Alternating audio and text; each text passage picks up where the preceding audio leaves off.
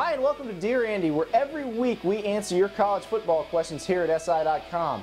We got some good ones this week, so let's get right to it. Our first one comes from Steve, and he asks, if college basketball has Dick Vitale to get upset about the 69th team not in the tourney, how is the playoff system any better with just 4? Well, Steve, I guarantee you, in the first week of December, there is going to be a complaint from someone whose team finished 5th, or from some talking head on ESPN, Mark May, Lou Holtz, I'm not sure, who believes that the playoff committee got it wrong. This, of course, happens every year during the basketball tournament. Well, let's think about it. They're complaining because the 69th team, or rather the 37th at-large team, didn't get into the basketball tournament. Now, whose complaint is more legitimate? The 5th-ranked football team, or the 37th, which really isn't 37 because you've got a bunch of conference tournament champions ahead of them too, so probably the 48th best basketball team. I think that 5th-ranked football team might have a legitimate beef, and it's fine if they want to complain. That just drives more interest in the sport. And to really answer your question, why is a 14 college football playoff better than the basketball playoff? Because it's football, and football is better than every other sport. It's simple. Our next question comes from Jeff, and he wants me to give my thoughts on Nebraska defensive end Randy Gregory. I am glad to. For those who don't know, Randy Gregory is one of the best pass rushers in the country. He was a JUCO transfer last year. 6'6", 240 pounds, long limbs, and he can flat fly. He had 10.5 sacks in his first year of major college ball last year. Talking to an acquaintance of a quarterback who played him last year, and the word the quarterback used was alien to describe Randy Gregory, and in the nicest possible way, as in his pass rushing skills are not of this earth.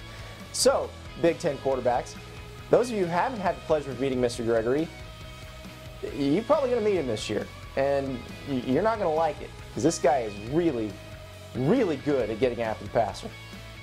Our next question comes from Michael, and he writes, SEC away football fans get the worst seats available.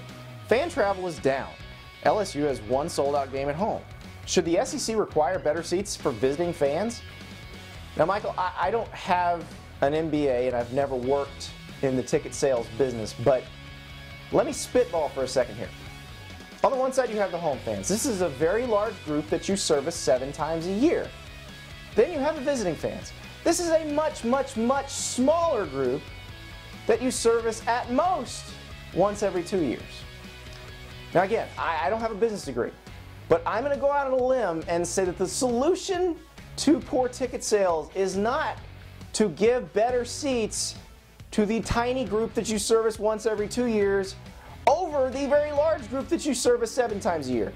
It just doesn't seem to be a very logical way of handling it. But you do bring up a good point. In the age of the 60-inch flat screen, it's getting a lot harder to get people to invest the time and the money to go to a stadium.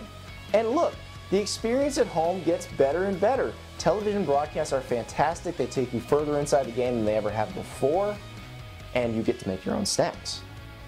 And you don't have to pay a 2-night hotel minimum, and you don't have to drive anywhere, and you don't have to bake out in the sun. There are a lot of pluses to just staying home now. That's why if you are a major college football program and you are considering expanding your stadium, stop. Don't do it. Contract, if anything.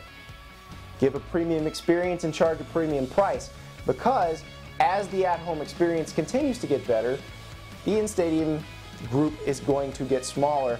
It's just economics. There's not much you can do about it. You can keep trying to give the group that wants to come a great experience, and the good thing about it in college versus pro is you've got that mini reunion aspect to your football games. That's something the NFL doesn't have. You've got that. So there will be a group that's going to want to keep coming. So serve that group and serve it well.